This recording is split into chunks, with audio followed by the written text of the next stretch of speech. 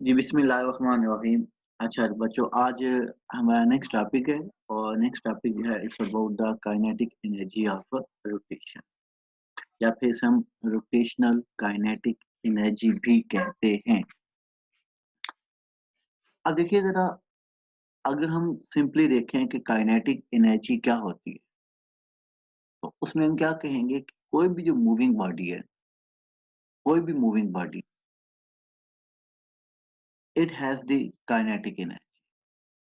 अब उसमें फिर हम इसकी 2 टाइप्स ले लेते हैं कि अगर आपका बॉडी जो है वो स्ट्रेट लाइन मूव कर रहा है, उसे हम कहते हैं कि ये क्या है, कि that is the translational kinetic energy. ठीक है, कि ये ऐसे सिंपल हम उसे काइनेटिक एनर्जी भी कहते हैं, जिसके लिए आपने फार्मूला उसका लिखा हुआ है, पढ़ा हुआ है कि that is equal to K is equal to half M V square. तो काइनेटिक एनर्जी जो है वो दो चीजों पर डिपेंड करती है, एक बॉडी का मास और दूसरा आपके पास है square of the velocity of the body.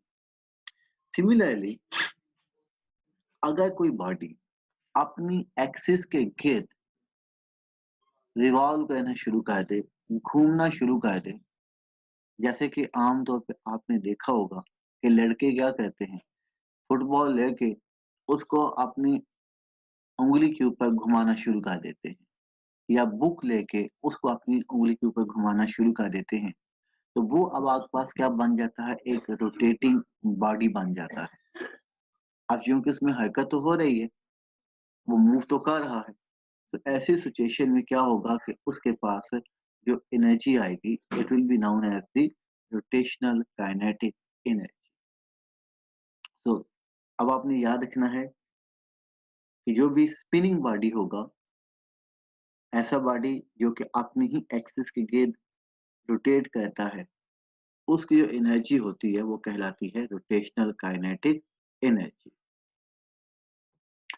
तो लुक है जी, यहाँ पे हम इसे देखते हैं कि काइनेटिक एनर्जी ऑफ रोटेशन और द रोटेशनल काइनेटिक एनर्जी क्या होती है। तो that is equal to the, simple हमने पढ़ा है कि in linear motion the energy in a body due to its linear motion is called kinetic energy and is equal to half M V square.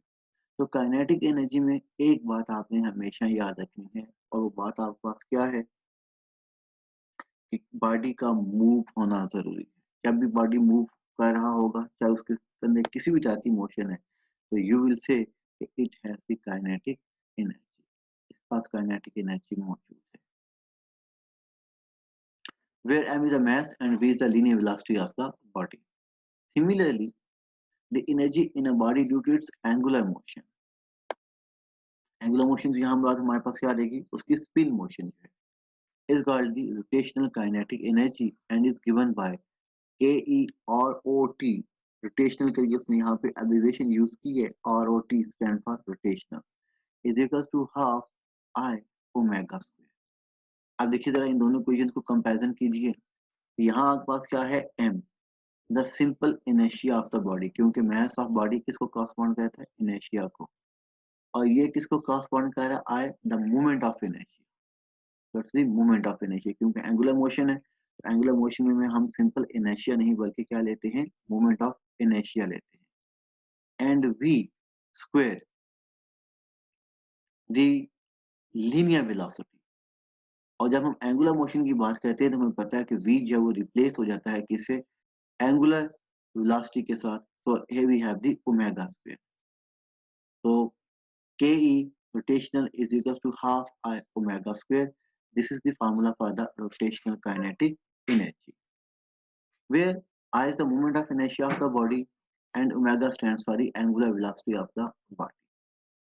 Let me apply some force on the rigid body as shown. So now look here. Here we consider rigid body. Rigid मैंने आपको last में बताया था कि हम ऐसे body को कहते हैं जो कि हार्ड होता है, सख्त होता है। जब आप उस पे फोर्स अप्लाई करें तो अपनी शेप को चेंज ना कर पाए, जैसे कि ईंट है, पत्थर है, एक आपके पास मोटी लकड़ है, तो ये सारे के सारे आपके पास क्या है, रिजिड बॉडी की एग्जांपल्स हैं। तो इसमें अब क्या है, हम क्या कहते हैं जी, ये हमारा एक्सिस ऑफ रोटेशन है, दिस वन सेंटर इसका जो है, यहाँ पे पार्टिकल m1 और पार्टिकल 1 उसका मास जो है वो m1 है, एक्सिस ऑफ रोटेशन से इसका जो परपेंडिकुलर डिस्टेंस है वो r1 है। पार्टिकल 2 इसका मास m2 और एक्सिस ऑफ रोटेशन से इसका डिस्टेंस हमारे पास क्या आ रहा है r2। Particle 3 mass m3 and so on. So now look here, the total kinetic energy of the body will be, so यहाँ से आप देख लीजिए इसे, we can divide the whole body into number of small pieces of masses m1 m2 up to mn having distances from cg center of gravity as r1 r2 r3 up to rn respectively as shown in figure। ये हमारे पास वो figure आ, the total kinetic energy of the body will be Ke is equal to Ke1 plus Ke2 up to so on up to Ken, or Ket, the total kinetic energy of the body will be equal to sum of the kinetic energies of all the particles. That is half m1 v1 square plus half m2 v2 square so on plus half mn and vn square. Using the equation v is equal to r omega, then यहाँ पे हम put करते हैं relation between the linear velocity and the angular velocity, then we have ke rotation. Now look here ket, the total kinetic energy linear motion में, straight line motion में, और ये अब हमारे पास क्या आ रही है के रोटेशनल। कैसे आएगी हमारे पास? सिंपल, जब हम क्या करेंगे कि लीनियर वेलोसिटी को रिप्लेस कर देंगे किससे? एंगुलर वेलोसिटी से। यहाँ ये हमारे पास ये v1 v2 v3 है, वहां पे हम क्या पुट करेंगे? आर ओमेगा पुट करेंगे।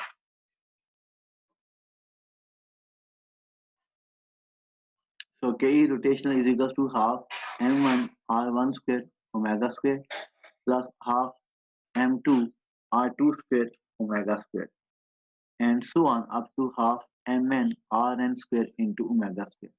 Now again एंगुलर मोमेंटम की तरह यहाँ भी आप एक बात नोट करो, m के साथ 1 आ रहा है, r के साथ 1 आ रहा है, लेकिन ओमेगा के साथ नहीं आ रहा। ठीक है, यहाँ m के साथ r के साथ 1 2 आ रहा है, मतलब हमने सब स्क्रिप्ट लिखे हैं, ओमेगा के साथ नहीं लिखे। Why is it so? Because हम ये कंसीडर करते हैं कि ये बॉडी जो है वो हमारा एक रिजिड बॉडी है। ऐसी सिचुएशन में इसके जो पार्टिकल्स हैं m1 m2 m3 up to so on, ये सारे फिक्स्ड हैं अबाउट देयर पोजीशन, मतलब वो पार्टिकल मूव नहीं कर सकते। इसलिए इसलिए जितनी एंगुलर वेलोसिटी इस पूरे बॉडी की होगी, उतनी ही एंगुलर वेलोसिटी आपके पास तमाम पार्टिकल्स की भी होगी। तो दैट्स द रीजन हम यहाँ पे क्या कहते हैं कि ओमेगा के साथ 1 2 नहीं लिखते। ठीक है, here we have assumed that each piece of body moves with the each piece of body moves with the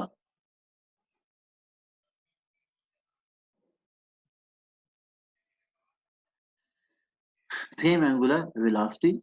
तो देन यहाँ पे आप देखिए कि हाफ तमाम में मौजूद है, तो हाफ को हम कॉमन ले लेते हैं। ओमेगा स्क्वायर तमाम में मौजूद है, तो ओमेगा स्क्वायर भी कॉमन आ जाएगा। और बाकियों के लिए हम क्या लिख सकते हैं कि m1 r1 square plus m2 r2 square plus so on up to mn rn square. अब आपको पता है कि ये जो क्वांटिटी है m r स्क्वायर, ये किसकी इक्वल होती है? I की इक्वल होती है। हमने पढ़ा हुआ है ये कि that m r square m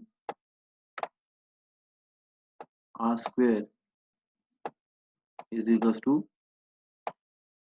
I, and I क्या कहलाता है? The moment of inertia. तो ये पार्टिकल 1 का मोमेंट ऑफ इनर्शिया अगर हम इस साथ 1 लिख देते हैं यहाँ पे m1 एंड r1, अगर 2 के लिए लिखेंगे तो क्या आ जाएगा? m2 r2 square is equal to I1, तो ये इधर I1 आ जाएगा, उसके लिए I2 एंड सो ऑन। तो ये तमाम क्वांटिटीज को हमने क्या कर दिया? ऐड कर दिया from I is equal to 1, I is equals to 1 to I is equals to n. I stand for the here index number is equal to the mi and ri square. So this what represents the total moment of inertia of a rigid body. So then kinetic energy of rotation is equal to half I omega square. ठीक है, तो ये हमारी आज पास आ जाएगी बात किसके लिए, about the kinetic energy of rotation या फिर रोटेशन काइनेटिक एनर्जी। तो फार्मूला आप देख लीजिए यहाँ पे, ये हमारे पास फार्मूला है किसके लिए, काइनेटिक एनर्जी के लिए। ठीक है, जब बॉडी आपका स्ट्रेट लाइन में मूव करेगा, लीनियर मोशन होगी, तो ये हमारे पास फार्मूला है किसके लिए, दी रोटेशनल काइनेटिक एनर्जी के लिए, जब आपका बॉडी है वो अपनी एक्सिस के विरुद्ध क्या करेगा, रोटेट करेगा। तो ऑलमोस्ट सेम चीजें हैं, सिर्फ हमने क्या किया कि लीनियर क्वांटिटीज को एंगुलर क्वांटिटी से रिप्लेस कर दिया है। यहाँ पे हाफ हाफ ही आ रहा है, मास m, यहाँ पे मोमेंट ऑफ इनर्शिया आ गया, यहाँ लीनियर वेलोसिटी v स्क्वायर, यहाँ पे एंगुलर वेलोसिटी ओमेगा स्क्वायर। तो आपने ये फार्मूला याद रखना है कि kinetic energy of rotation is equal to the half I omega square, ये इसकी इक्वल आती है। ठीक है, अच्छा है, अब हम जरा चलते हैं जी नेक्स्ट और फर्दर थोड़ी सी बात ये लेते हैं आगे इसकी।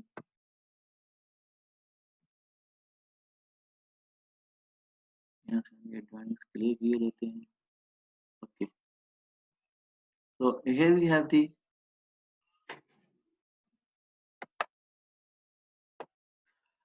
comparison of the angular and the linear motion। linear angular motion पे एक छोटा सा हमारे पास यहाँ पे कंपैरिजन आता है, हम जल्दी से उसको देख लेते हैं कि कंपैरिजन क्या है हमारे पास। उसमें देखिए जरा equations for the linear motion, और ये हमारे पास आ जाएंगे equations for the angular motion. Linear motion और एंगुलर मोशंस के लिए जो है वो क्या क्या सिचुएशन आएगी। तो उसमें पहली बात हम यहाँ पे देख लेते हैं कि S is equal to V T. Linear motion के लिए हम कहते हैं कि अगर आपके पास एक पार्टिकल खास स्पीड से मूव कर रहा है तो टाइम टी में वो कितना डिस्टेंस ट्रेवल करेगा, that is equal to the S. तो S is equal to V T. तो एंगुलर वेलोसिटी में हम इसे कैसे रिप्लेस करेंगे, एस इज द डिस्प्लेसमेंट और ओमेगा हमारे पास आ जाएगा एंगुलर डिस्प्लेसमेंट। वी हमारे पास आ जाएगी वेलोसिटी, लीनियर वेलोसिटी, और ओमेगा हमारे पास आ जाएगा angular velocity, and T is the time. मतलब सिंपली क्या होगा कि जो दो आपके पास चीजें थी, डिस्प्लेसमेंट और वेलोसिटी, उनको हमने एंगुलर के साथ रिप्लेस कर दिया है। आपके पास फर्स्ट इक्वेशन ऑफ मोशन है V F is equal to V I plus A T, तो ये किससे रिप्लेस हो जाएगी, omega F is equal to omega I plus alpha T. Is the A the linear acceleration and the alpha the angular acceleration. Then आपके पास equation है V F square minus V I square is equal to two A S, and that will become is equal to the omega F square minus omega I square is equal to two alpha theta. Again, look here, linear acceleration, angular acceleration, displacement, and a theta, the angular displacement। ठीक है, बाकी आपके पास omega है वो linear sorry angular velocity के लिए आ रहा है। S is equal to VIT plus half AT square is equal to theta is equal to the omega IT plus half alpha t। तो सिंपली हमने यहाँ पे क्या कर दिया है, देखिए VI की जगह पे ओमेगा आई पुट कर दिया, A की जगह पे अल्फा पुट कर दिया, और S की जगह पे हमारे पास क्या आ गया, थीटा। देन नीचे लीनियर मोशन में इनर्शिया जो है वो किसको कॉरस्पॉन्ड करता है, इनर्शिया मास को कॉरस्पॉन्ड करता है। यहाँ पे एंगुलर मोशन के अंदर we have the moment of inertia is equal to the M R square I. Force F is equal to M में, यहाँ एंगुलर मोशन में आ जाएगा torque, torque is equal to the I alpha. Linear momentum के अंदर P is equal to M V, और angular momentum हमारे पास क्या आ जाएगा, L is equal to R cross P, और L is equal to I omega. And lastly, kinetic energy linear is equals to half mv square, and kinetic energy rotational is equals to half I omega square। तो ये हमारे पास कुछ equations बनती हैं angular motion के अंदर, जो कि ट्रांसफॉर्म की गई हैं कहाँ से, लीनियर मोशन। ठीक है, ये आपने सब कुछ पढ़ा हुआ है, भाई भी अब आपने सब कुछ कर लिया, समझ लिया है। तो जस्ट यहाँ पे आपको एक समरी जो है उसकी बनाकर पेश की गई।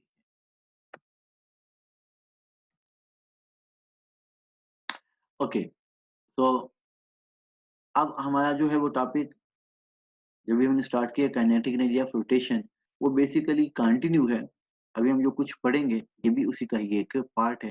That is the rolling of disc and hoop down the inclined plane. Look here, ये हमारे पास एक इंक्लाइंड प्लेन है जिसे कि आप रैंप भी कह सकते हैं। और ये रैंप क्या कर रहा है कि एंगल थीटा बना रहा है विद द हॉरिजॉन्टल। हमारे पास दो चीजें हैं, एक सिलेंडर है जिसे आप डिस्क का भी नाम नाम दे रहे हैं। अगर ये थोड़ा सा थिन कर है तो ये डिस्क बन जाएगा। अगर जब वो ज्यादा डिस्क को मिला दिया जाए आपस में तो वो सिलेंडर बन जाएगा हमारे पास। जैसे कि आपको मैंने एग्जांपल दी थी कि आपके पास घी का डिब्बा है, ठीक है, तो वो आपके पास क्या है, एक सिलेंडर की शेप है। और ये हमारे पास आ जाएगा हुप। हुप और सिलेंडर में क्या फर्क है, ये हुप अंदर से खाली होता है, थिन वॉल मतलब इंतहाई बारीक इसकी दीवारें होती हैं, और ये अंदर से बिल्कुल खाली होता है। सिलेंडर अंदर से भरा हुआ होगा, फिल्ड होगा, और हुप अंदर से खाली होगा, उसे हम नाम देंगे ये हुप है। और हुप की एक टिपिकल एग्जांपल जो आपके पास आ सकती है वो रिंग की है, छल्ला जो कि आप उंगली के अंदर डालते हो, अंगूठी या छल्ला जो कि फ्लैट हो तमाम अतराफ से, वो आपके पास एक किस्म का हुप बन जाए। So look here ji, a piece of thin walled cylinder or a hollow sphere is called a hoop, जो कि अंदर से खाली हो उसके बारे में कहना। Similarly, a piece of solid cylinder is called disk, as Caimon disk, etc. In given figure, a disk of mass m and a mass of and a hoop of mass m are allowed to move along the inclined plane slope inclination theta. कहता है कि disc और hook दोनों को हम allow करते हैं कि वो नीचे आए एक इंक्लाइंड प्लेन से, रैंप से, ठीक है, जो कि हॉरिजॉन्टल के साथ एंगल थीटा बनाता है। When they roll down, when they roll down, they will have two types of kinetic energy. The linear kinetic energy, जिसे हम ट्रांसलेशनल काइनेटिक एनर्जी भी कहेंगे, and kinetic energy of rotational या फिर रोटेशनल काइनेटिक एनर्जी भी हम इसे कहेंगे। आप देखिए जरा क्या होगा, जब वो ऊपर से नीचे आएंगे तो चूंकि आगे बढ़ रहे हैं, जब वो आगे बढ़ेंगे तो उनके पास लीनियर मोशन होगी, so they will have the translational और द लीनियर काइनेटिक एनर्जी। इस तरीके से अब वो अपनी एक्सिस की रोटेट भी हो जाएंगे, ऐसे रोल डाउन होकर नीचे आ रहे हैं, रोल हो, जब वो रोल होकर नीचे आएंगे तो उनके पास क्या होगा, it will have the rotational kinetic energy. उनके पास रोटेशनल काइनेटिक एनर्जी भी साथ साथ आ जाएगी, तो उससे हम कहेंगे कि ये आपके पास क्या है, दी रोटेशनल काइनेटिक एनर्जी भी साथ उनके आ रहे हैं, ठीक है। तो ये दोनों काइनेटिक एनर्जीज के पास मौजूद होंगी, लीनियर भी और ट्रांसलेशनल भी और रोटेशनल भी, जो कि हमने क्या करनी है, तो उनको फाइंड करना है। देखना ये है जब वो नीचे यहाँ पे आएंगे तो उनके पास टोटल काइनेटिक एनर्जी कितनी होगी, एक बात। और फिर दूसरी बात ये, जब वो नीचे पहुंचेंगे तो उनके पास वेलोसिटी कितनी होगी। तो दो चीजें हमने फाइंड करनी है दोनों के लिए, डिस्क के लिए भी और हुक के लिए भी। Number one, when they reached at the bottom of an inclined plane, what have they, the total amount of energy, and the second one is the velocity, तो कितनी velocity से जो है वो नीचे पहुंचेंगे, ठीक है। तो ये बात हमारे पास आती है, इसको हम लोग थोड़ा सा आगे देख लेते हैं।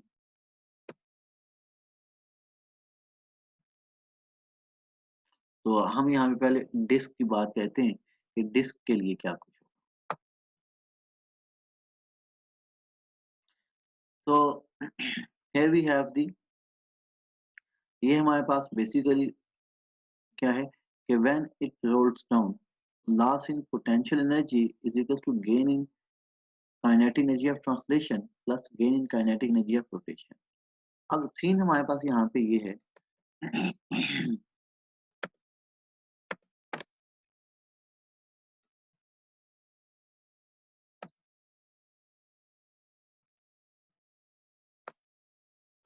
ये देखिए जरा इधर, हम इस डायग्राम पे वापस आते हैं यहाँ। तो इसको देखते हैं थोड़ी देर के लिए कि,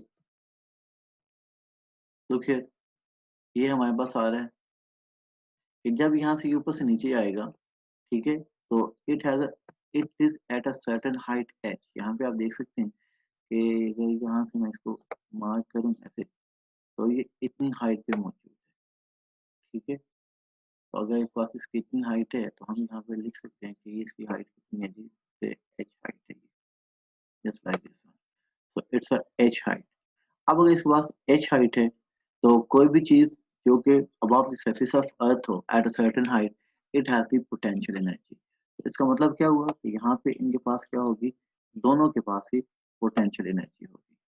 कौन सी potential energy? That is the gravitational potential energy. और उसका फार्मूला आपने पढ़ा हुआ है कि वो किसकी इक्वल होती है, mgh की। तो it has the potential energy Pe। अब जब ये ऊपर से नीचे जाना शुरू करेंगे, तो ये जो पोटेंशियल एनर्जी होगी, वो आहिस्ता-आहिस्ता कन्वर्ट होना शुरू हो जाएगी काइनेटिक एनर्जी में, क्योंकि वो मूव कर रहे होंगे, तो पोटेंशियल एनर्जी अब डिक्रीज़ होगी और काइनेटिक एनर्जी इंक्रीज़ होगी। तो we can say here that the loss in potential energy will be is equal to the gain in kinetic energy of rotation and the translation. तो ये वो बात है जो कि यहाँ आपको नेक्स्ट पेज पे बताई जा रही है, ठीक है? आपने इसको ध्यान से देखना है।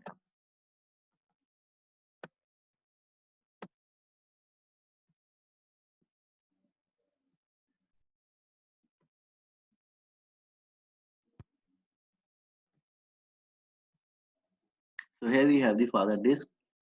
When it rolls down, loss in potential energy is equal to the gain in kinetic energy of translation plus gain in kinetic energy of rotation. तो क्योंकि ग्रेविटेशनल पोटेंशियल एनर्जी इसका फार्मूला हमें ऑलरेडी नाउन है, mgh, gain in translation kinetic energy half mv square and rotation kinetic energy half I omega square।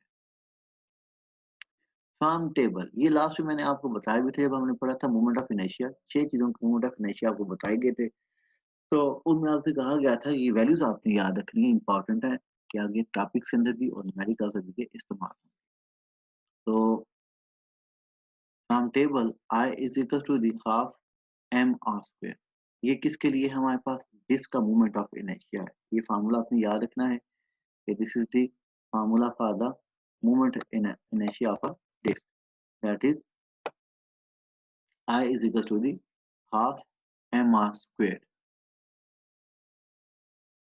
तो m disc का मास आ जाएगा और r आपके पास उसका रेडियस आ जाएगा। तो हम यहाँ पे आई की जगह पे ये वैल्यू पुट कर देंगे। mgh is equal to half M V square plus 1/4, half half से मल्टीप्लाई होगा तो ये 1/4 हो जाएगा, M R square into omega square. लेकिन हमें पता है कि v is equal to R omega, relation between linear and angular velocities. तो आर ओमेगा की जगह पे हम क्या पुट कर सकते हैं, v, तो आर स्क्वायर ओमेगा स्क्वायर की जगह पे क्या आ जाएगा, v स्क्वायर आ जाएगा।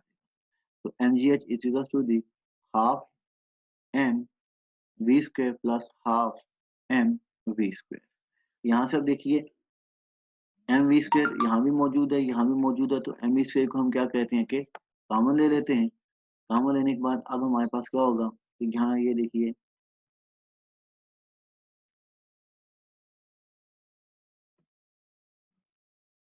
कि ये एम जो है वो इस साइड पे मौजूद है, तो ये एम इस एम से हो जाएगा कैंसल, और बाकी इसका आप एलसीएम ले लें। एलसीएम लेने के बाद जब आप इसे सॉल्व करते हो तो we are left with the v is equal to the 4/3 gh square root. ये हमारे पास ऊपर क्या आ जाएगा स्क्वायर, क्योंकि यहाँ पे v स्क्वायर है तो हमें सिंपली स्क्वायर चाहिए, तो हम क्या करेंगे सर, एलसीएम लेने के बाद इसका स्क्वायर रूट ले लें। तो v is equal to the 4/3 gh square root, ठीक है। तो ये हमारे पास आ जाएगी जी किसके लिए, the velocity of the disc. Simple relation है, जस्ट आपने क्या कहना है कि मोमेंट ऑफ इनर्शिया याद रखना है डिस्क का, that is equal to half M R square, values put करके आपने इसको सॉल्व कर लेना। अब हम आते हैं हुप के लिए कि हुप के लिए क्या होगा। तो लुक है जी कि फॉर हुप सेम कॉन्सेप्ट हम अप्लाई करेंगे कि loss in potential energy is equal to the gain in kinetic energy of linear kinetic energy plus gain in the rotational kinetic energy. So mgh is equals to half m square half I omega square. अब यहाँ आपने याद रखना है कि उसने again आपको refer किया है फ्रॉम टेबल, जो पीछे हम मूवमेंट ऑफ इनर्शिया के टॉपिक में पढ़ चुके हैं कि movement inertia for the hoop, ये उसने फॉर दिस, ठीक है। यहाँ आपके पास हूप का मूवमेंट ऑफ इनर्शिया जो क्या होता है एम आर स्क्वायर होता है। डिस्क के लिए हमने पढ़ा था, यहाँ उसने ये डिस्क लिखा हुआ है, ये ट्वेल्थ है बेसिकली, इसको आपने यहाँ से इसको काट दीजिए, ये डिस्क नहीं है, ये हूप है, ठीक है। ये क्या देगा इधर, ये गलत लिखा है, इसको हम काटते हैं और यहाँ पे हम जो है वो खुद से लिख सकते हैं कि ये basically for hoop,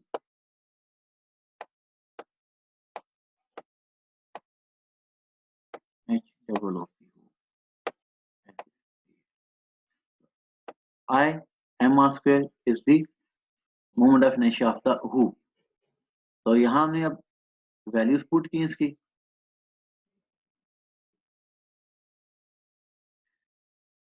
M square, यहाँ पे m को हमने कॉमन लेके काट दिया, बाकी सिंपल आपने हाफ प्लस हाफ 1 आ देगा, तो v is equal to g h, आप इसका स्क्वायर रूट ले लेंगे, स्क्वायर खत्म हो देगा, दिस वन आ। तो it is the velocity of the hoop which is also the independent of the mass of the hoop. यहाँ पे कहता है कि डिस्क के लिए भी हमने फाइंड किया, ये भी फाइंड किया, दोनों वेलोसिटी जो होती है वो मास पे डिपेंड नहीं करती। Comparing the two velocities, we conclude that solid disk will move faster than the hoop when reach the bottom first। तो इसमें कहता है कि आपके पास जो डिस्क की वेलोसिटी है वो ज्यादा होगी as compare to the velocity of the hoop. तो अगर हम दोनों को एक साथ ऊपर से रोल डाउन करें, क्योंकि डिस्क की वेलोसिटी ज्यादा है इसलिए वो जल्दी नीचे पहुंच जाएगी as compare with the hoop. तो हम कह सकते हैं that the velocity of disc is greater than the velocity of hoop. ये आपसे क्वेश्चन भी आमतौर पर एग्जाम में किया जाता है कि बताइए कि इंक्लाइंड प्लेन पे जब आप डिस्क और हुप को रखोगे तो किसकी वेलोसिटी ज्यादा होगी और कितनी होगी, कितनी ज्यादा होगी। उसके लिए हमने फार्मूला पढ़ा था हुप के लिए, v is equal to square root g h, और वेलोसिटी के लिए क्या था v is equal to the 4/3 g h. तो तकरीबन 1.2 और 3 टाइम्स ग्रेटर होती है as compare to velocity of hoop. तो ये जनाब आपका टॉपिक था आज का, रोटेशनल काइनेटिक एनर्जी, और उसके अंदर पे हमने बात की है किसकी, velocity of disc and velocity of hoop. ठीक है, अगर आपका कोई इसके रिगार्डिंग कोई क्वेश्चन है, कोई बात समझ में आने से रह गई हो तो आप वो पूछ सकते हैं।